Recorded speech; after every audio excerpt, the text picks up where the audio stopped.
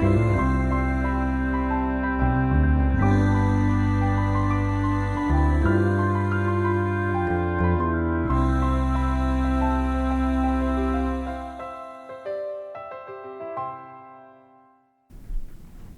and welcome to Book Circle. I'm Earl Weinberg.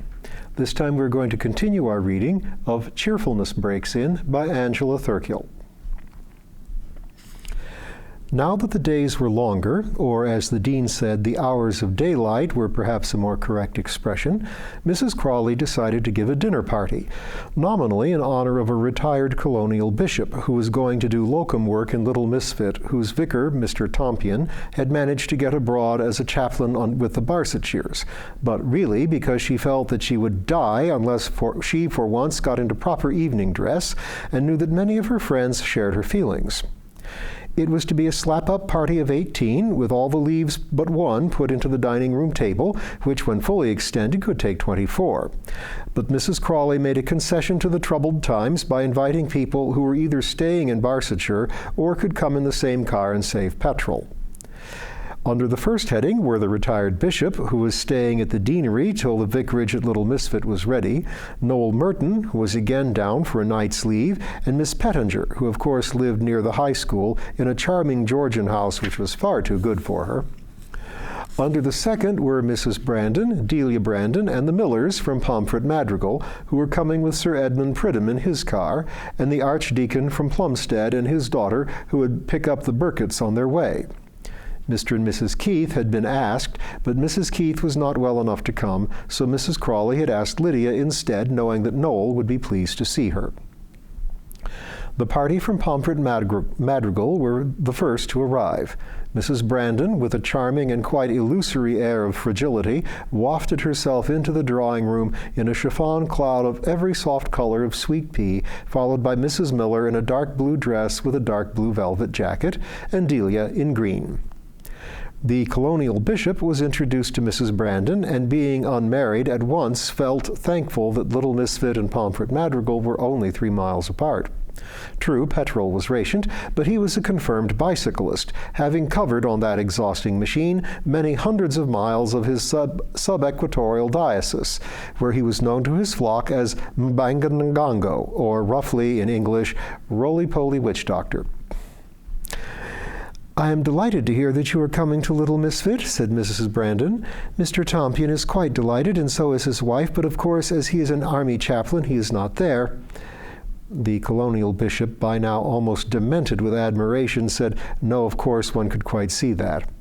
"And his wife, who is very nice indeed," Mrs. Brandon continued, looking pensively at her left hand, on which shone the diamond ring, legacy of her husband's rich aunt, Miss Brandon, "has gone back to Leamington for the duration to her parents, who are a very charming retired colonel and his wife, called Parkinson. I wished she could have stayed on at the vicarage, because she is splendid with children, owing to having none of her own, and was such a help with my nursery, but with you coming, I suppose she couldn't." The colonial bishop longed to explain to Mrs. Brandon that though a joint household of Mrs. Tompion and himself might have presented difficulties, Mrs. Tompion would have been scrupulously respected by him, but finding this not easy to put into words, he asked if Mrs. Brandon had a large family. "Only 2, said Mrs. Brandon, with an exquisitely melancholy inflection, as of a Niobe to whom Apollo had spared the last of her brood. "But luckily in the nursery," said the colonial bishop, glad that his new friend was not likely to suffer through her children. "Well, not often," said Mrs. Brandon. "Delia really likes children very much, but of course she is mostly at the hospital. She has to go to bed a good deal when she's at home, and Francis is at work all day, and the children are in bed when he gets back. But he will have to register next month, and then he will feel much better." At this point, Mrs. Burkett most luckily intervened and took away the colonial bishop, who would otherwise have gone mad, to introduce him to the Archdeacon, who was burning for a new audience to whom he could repeat himself about the difficulties of the West Barsetshire pack in wartime.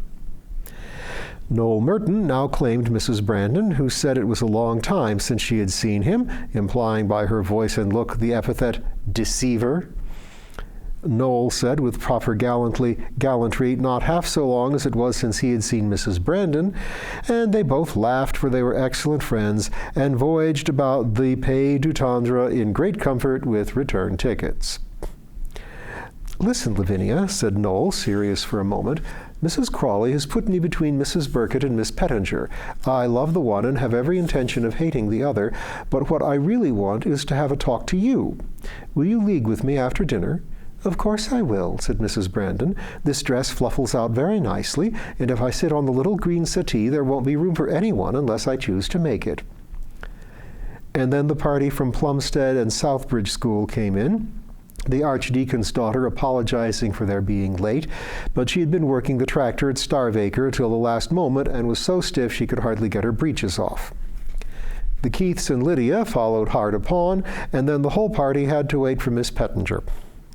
Lydia, Octavia, and Delia said loudly that the Pettinger had done it on purpose, and it was just like her horribleness. Mr. Needham came in and said someone had rung up to say that Miss Pettinger had been delayed, but was just starting and hoped they wouldn't wait. Dinner was therefore put back 10 minutes, at the end of which time Miss Pettinger was announced. Her gracious entry was marked by a black lace dress, a white rabbit-skin coatee, and a very large white shiny handbag. "I really must apologize for keeping everyone waiting," said Miss Pettinger, "but my secretary had mislaid my gas mask. How are you, Mrs. Crawley, and the Dean, and Lydia, and Delia, and Octavia? It is nice to see so many old high school girls." Mrs. Crawley introduced such of the party as were not known to Miss Pettinger, who had just had a very tight new permanent wave, for she believed in setting a standard of personal care to her girls, which made her hair, as Delia said to Lydia, look as false as her teeth. "You may wonder where I put my gas mask," said Miss Pettinger, while the parlor maid vainly tried to announce dinner. "I carry it in my evening bag at night, and I'd asked my secretary to transfer it for me, but she had forgotten, and so it could not at first be found till I had a look on my writing table, and there it was. So I put it in my bag, took my torch, and braved the terrors of the blackout, and here I am." Octavia said rather too loudly that it was bright moonshine tonight, and received an admonishing look from her mother. "Never take my gas mask out to dinner," said Sir Edmund, who had had more than one tussle with Miss Pettinger on committees and had no fear of her, nor indeed any opinion. "Can't eat with a mask on. Bad manners, too." "There's only one person that can, Pridham," said the Archdeacon, who hated Miss Pettinger because she used the word blood sports and in a deprecatory sense, "and that's a fox." Mrs. Burkett herded her guests downstairs, hoping that Miss Pettinger had not heard the Archdeacon, as indeed she had not, for she was already explaining to the Dean, who took her down, how useful it was to have a white shiny bag for one's gas mask in the blackout, and how hers also held her torch, her identity card, and her name and address on a visiting card contained in a talc-fronted case. Besides, she added laughingly, her makeup and other feminine trifles.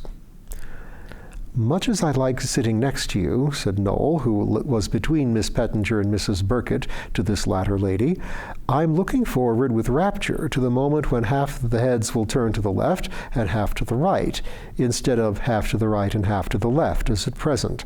I'm longing to hear my neighbors' views on makeup. Tell me, how is the school?" Mrs. Burkett needed little pressing to give Noel an account of the activities of Southbridge School and the Hosiers boys during the current term, and as she knew a good many of the characters concerned, he was properly interested. "Talking of the Bissells, Miss Hampton was there not long ago," said Mrs. Burkett, "and she saw Lydia Keith as she was coming away and thought she looked thin. I haven't seen her till tonight for some time, and I think so too. I think she worries about her mother, poor child." It is one thing to think your nicest friend is thin yourself, but quite another to have a third person say so, and Noel almost disliked kind Mrs. Burkett for taking so much interest in Lydia. He would have liked to look at Lydia again and satisfy himself about her, but unfortunately she was on the same side of the table, next but one to Mrs. Burkett, and heavily involved with Mr. Miller on the question of a communal kitchen, which Pomfret Madrigal had not yet instituted. So he had to content himself, which indeed he found it easy to do, with Mrs. Burkett's agreeable company until such time as the heads should turn. Beyond Lydia, Mr. Needham and Delia were prattling away very harmlessly, and beyond Delia, the Archdeacon discussed with Mrs. Crawley on his right the opening of the new building at Hiram's Hospital, a charitable institution that was one of the prides of Barchester. The reparations and additions to Hiram's Hospital had been carried out by Mr. Barton, an architect who did much of the cathedral work and about whose wife's books we have heard Mrs. Morland's opinion. The ceremony of opening them was to be performed by the Earl of Pomfret, the Lord Lieutenant of the county. "I was talking to Foster at the Red Cross Committee today," said the Archdeacon, alluding to Lord Pomfret's cousin and heir, who had for some years been taking an active part in county work. "He tells me that Pomfret is not at all well. He has never really been the same since Lady Pomfret died. What a beautiful woman she used to be. I remember her when I was a boy, driving in a Victoria and pair under the archway of the Close to a garden party at the palace." Mrs. Crawley, who was fond of Lord Pomfret in spite of his sometimes terrifying manner, expressed her sorrow at this news.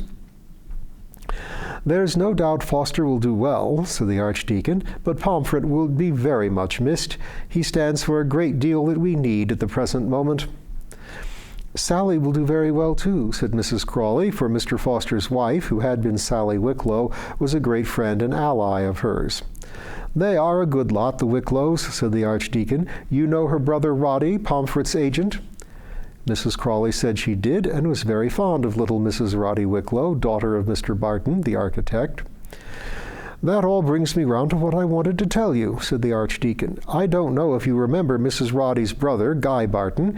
He and my girl have known each other for a long time, and the engagement will be announced in a few days, but I wanted you and the Dean to know it before the public. He left his father's office last September and is in the RAF, and they want to get married before he is sent abroad, which might be fairly soon." Mrs. Crawley expressed sincere pleasure, but her thoughts were more with Lord Pomfret than with the young couple. She and her husband had known him for a good many years, and his passing would mean the passing of an old order, far too much of which was already engulfed. Mrs. Crawley did her best to be broad-minded about social changes and managed to have faith that the next generation would make the world a little better, but all her broad-mindedness could not make her think that it would be so happy for the people of her own age who had seen the golden Edwardian prime. Whatever happened, it would mean eating other people's mental bread and treading strange stairs, and Mrs. Crawley sometimes felt that she would like to shut herself up in the deanery, stop her ears, and there decay gently in a corner, living in a dream of the past. Pomfret Towers had for many years been a friendly house to her and her husband. When Lord Pomfret died, the new Earl and his wife would bring to their duties the same admirable devotion that old Lord Pomfret had always shown, and would, if possible, bring up their children in the same spirit. But with death duties and war taxes, the estate would be grievously crippled. The Towers would probably be shut, or the new owners would live in part of one wing, economizing. A small runabout instead of the 3 large cars and the chauffeurs. Vegetables, fruit, and flowers sold instead of being used in the house or given away on the estate. Shooting let to a syndicate. Horses put down. Nasturtiums sown in the Italian garden whose bedding out had been the head gardener's joy. The tenants, she knew, would be the last to suffer, as the new Lord Pomfret and his wife would roof a cottage or mend a gate before they would give themselves a new bathroom. And that was as it should be. But when those days came, Mrs. Crawley knew that she and her contemporaries would find themselves in a world where their chief use would be to oil the wheels where they could and die in decent time so that the young might inherit a world whose most enchanting pleasures they had not known and would not miss. Mrs. Crawley looked down the long table at the end of which she was sitting with the Archdeacon. Who among her guests were to inherit this new world? Lydia, Delia, Octavia, the Archdeacon's daughter, Mr. Needham. Noel Merton, perhaps, though his life and thought lay more with the older generation. 4 nice, ordinary girls and a young man of no very particular ability. That they would all behave well in any given circumstance, Mrs. Crawley did not doubt. But what standard of life were they going to keep? Then she blamed herself for her harsh judgment of a generation that had not yet been tried. She remembered that Delia and Octavia were diligent at the hospital and never tried to change their hours for the sake of a treat, that the archdeacon's daughter was training land girls with efficient zeal, that Lydia Keith, who she thought looked more subdued than was her wont, was managing the little estate and both her parents, besides her many other activities, that Mr. Needham was a painstaking secretary, though his spirit longed for more active work. Good, good children, she said to herself. And marriage. Would those girls care to marry? How many would lose a lover, a friend that might have been a lover? If Octavia would only show the faintest interest in men, thought her mother almost angrily, for she herself had married young, had all her large family by the time she was 35, partly owing to the twins, and metaphorically speaking, had the decks cleared for action by the time she was 40 and full of energy. Were Octavia, Delia, Lydia to go on being nice, useful girls forever? She almost champed with rage at the thought. And all this went through her mind while the archdeacon was talking about Hiram's hospital and repeating his anxieties about Lord Pomfret's health, so that he got a very long innings, by which means the colonial bishop, whose name does not matter and who indeed only comes into this book as an excuse for a dinner party, was able to immolate himself thoroughly at Mrs. Brandon's shrine, who, like an exquisite and tender juggernaut, was rolling over him, talking delightful nonsense all the time. While she thus carried out her mission, Mr. Burkett on her right was able to get from the archdeacon's daughter some excellent advice about putting in winter greens, to which end he had just had a new piece of ground dug up. This professional talk threw Sir Edmund and Octavia together. Not that Octavia minded, for one audience was to her as good as another, and she had an abdominal on her mind that she required to get off it. But Sir Edmund, who liked girls to be pretty and ready to flirt, and wanted to talk to the archdeacon's daughter about the vixen at Tolson's Corner, did not enjoy himself at all, until Octavia, stopping to take breath, he told her about the wound in his leg that he'd got at the Battle of the Marne, and found, for once, a thoroughly sympathetic listener.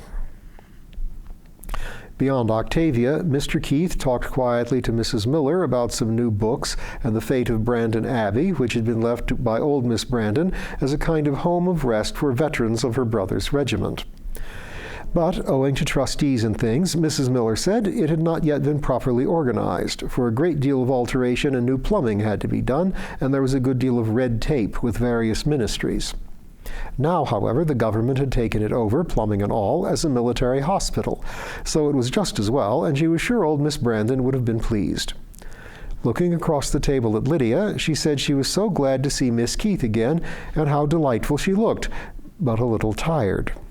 She could not admire the girls enough, and the way they tackled everything. Mr. Keith also looked at Lydia and wondered if seeing his daughter every day made him not realize how much thinner she had grown. But as she was almost perfect in his eyes, he decided that Mrs. Miller was not only wrong, but slightly interfering, and became rather reserved, which Mrs. Miller did not notice in the least, though she found him so heavy in hand that she was relieved when the dean, who was sitting beside her at the opposite end from Mrs. Crawley, and the archdeacon took advantage of a moment's pause in Miss Pettinger's monologue to ask her advice about a giant assemblage of mothers' unions which was to be held in the cathedral in the following month. At this, Mrs. Miller said, "Ha-ha," inside herself, for daughter of a vicarage and wife of a vicarage, mothers' unions were in her blood, and she knew she could organize for 10,000 women if necessary without the slightest difficulty. Our chief stumbling block, said the dean, in the cathedral service will be the gas masks. They have all been told to bring them, but I know that they won't, and I have had, however reluctantly, to rule that no mother will be allowed into the cathedral without showing her mask. I know what I would do, said Mrs. Miller quietly, though it would be quite wrong. I would collect as many cardboard containers as possible and have them at the various points of assembly. Then each mother who had not brought her mask could first be spoken to severely about her negligence, and then given an empty box to carry. My dear father would, I fear, have condemned this as mere expediency, but there are moments when expediency becomes a necessity, and this seems to me the moment. The dean thanked her warmly and said he would privately make this suggestion to those responsible for convening the various branches. Mrs. Miller said that gas masks in the cathedral, though showing a sense of public duty, would be entirely useless. Last time she went to Evensong, she said, her mind wandered, as one's mind is, alas, too apt to do, and she could not help reflecting that if a single bomb fell anywhere in the neighborhood, the Rose Window, the monument to Lord Pomfret's grandfather, Vice Admiral Thorne's Trafalgar Monument with Neptune and a mourning Britannia, besides the draped statue of the Honorable Augustus de Courcy, the last representative of Old Barham before it was disenfranchised as a rotten borough, would at once have fallen in glass splinters and masses of masonry on her head, not to speak of the whole of the roof of the north transept while it was being repaired. I know, said the dean. We should, of course, try to get everyone out as quickly as possible, but I must confess, though I could not say this to everyone, that I always hope I may be in the cathedral if there is an air raid, just to observe some of our clergy and elder choiristers leaving the building as they are officially commanded to do, with all reverent speed. I feel that the speed would, in so many cases, get the upper hand, but I oughtn't to talk like this. Mrs. Miller, however, being of the inner circle, took the remark in very good part, and they laughed so much in a quiet way that Mr. Keith, grappling with Octavia, felt very depressed and wished he could share the fun. Sir Edmund, having exhausted the story of his wound, from which he still suffered, though he never complained, was thus enabled to turn with relief to the Archdeacon's daughter, and from her got the most valuable support about the vixen, who had been much harassed by the ploughing of a field, so that she regarded as her own, and had practically implored Sir Edmund's protection. Mr. Burkett, having done his duty by Winter Greens, had a very pleasant chat with Mrs. Brandon, as indeed everyone always did. I do want you and your wife to know, said Mrs. Brandon, before it is in the Times, that Delia is going to marry our nice cousin Hilary Grant. When I say cousin, he is really no relation at all, only a connection, which makes it all right, though in any case they wouldn't be first cousins, which is, I believe, where the bad blood comes in. Mr. Burkett said he was delighted, and he knew his wife would be, and asked if Hilary was in the army, as nearly all the young men he knew now were. Well, not exactly, said Mrs. Brandon, because his eyes are not good enough, but he speaks Italian very well and has been taken on for a temporary job in a government office, which I'm not supposed to mention, though everyone knows about it and exactly where it is. I know it is wicked, said Mrs. Brandon plaintively, but I cannot help being glad that Hilary won't be killed at once. Of course, if there is a bomb or anything, he will do his best, but it is so very nice to feel that Delia won't be a widow for the present.